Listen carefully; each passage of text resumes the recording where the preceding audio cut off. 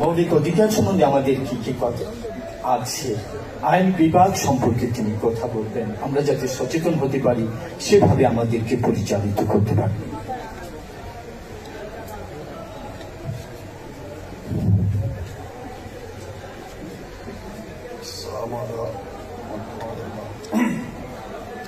আজকের এই সভার সম্মানিত সভাপতি সাহেব, মঞ্চে উপবিষ্ট বিশিষ্ট ওলামায়ে কেরাম, বিশিষ্ট নাগরিকবৃন্দ এবং আমার ভাই, আমাকে বলা হয়েছে আইনের পার্সোনাল ল, মুসলিম ব্যক্তিগত আইন এবং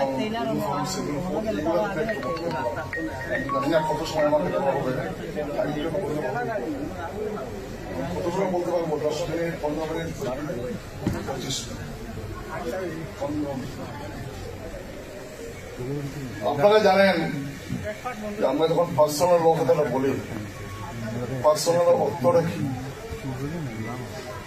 আমাদের সংবিধানে প্রথমে জানিয়ে নেবেন যে আমাদের কাছে দুটা যেটা গ্রন্থ যাকে বলে আমরা পালন করতে লাগে কম্পালসারিলি, একটা হলো আমাদের কোরআন শরীফ, আরেকটা হলো ইন্ডিয়ান কনস্টিটিউশন। কোরআনের হাদিস শরীফ তো আছে এটার মধ্যে, আমি 1 নম্বর দিয়ে বলতেছি, একটা আমাদের কাছে ইন্ডিয়ান কনস্টিটিউশন, আরেকটা হইল আমাদের কাছে কোরআন শরীফ। এখন যদি